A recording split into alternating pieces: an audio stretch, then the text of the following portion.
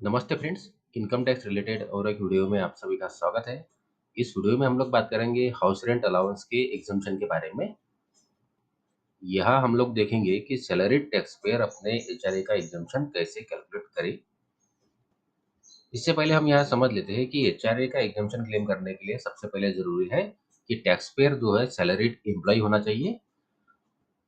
उस एम्प्लॉय को उसके एम्प्लॉयर की तरफ से हाउस रेंट का अलाउंस मिलना जरूरी है।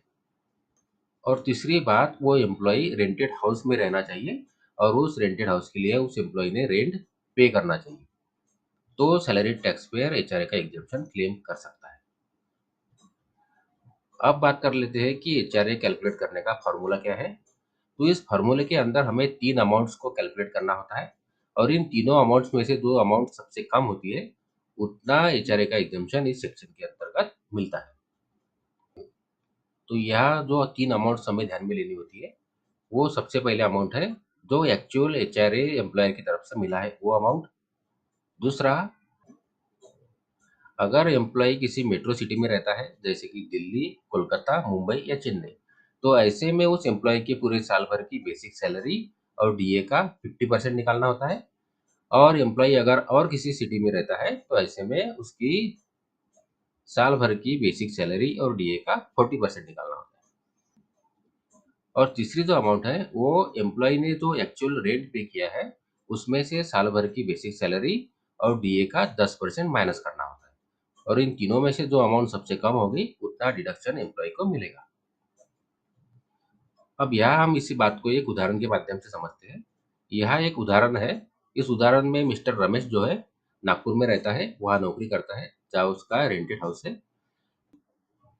ये व्यक्ति 13,000 रुपए पर मंथ के हिसाब से रेंट पे करता है और पूरे साल भर के दौरान इस व्यक्ति ने 1,56,000 रुपए का रेंट पे किया है।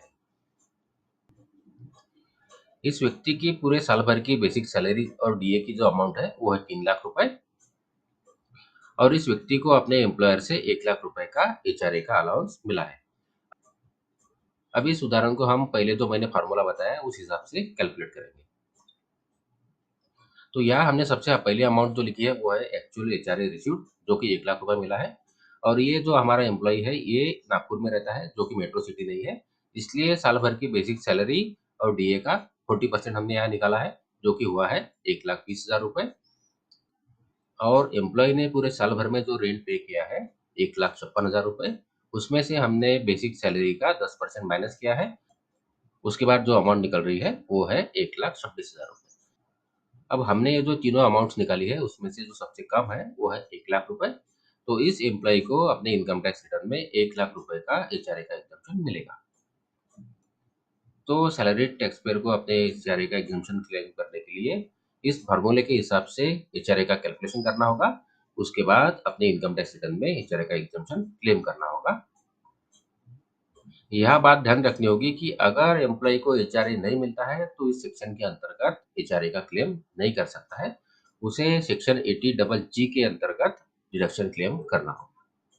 सेक्शन 80 डबल जी के बारे में अगर आपको जानना है तो उसके वीडियो की लिंक मैंने डिस्क्रिप्शन बॉक्स में भी दी है और आई बटन में भी दी है, जिसे आप वहां से देख सकते हैं और हाउस रेंट का डिडक्शन क्लेम कर सकते हैं। आशा करता हूँ इस वीडियो की जानकारी आपको यूजफुल लगी हो। अगर इस वीडियो की जानकारी आपको यूजफुल लगी है तो वीडियो को लाइक करिए, चैनल को सब्सक्राइब करिए। धन्यवाद।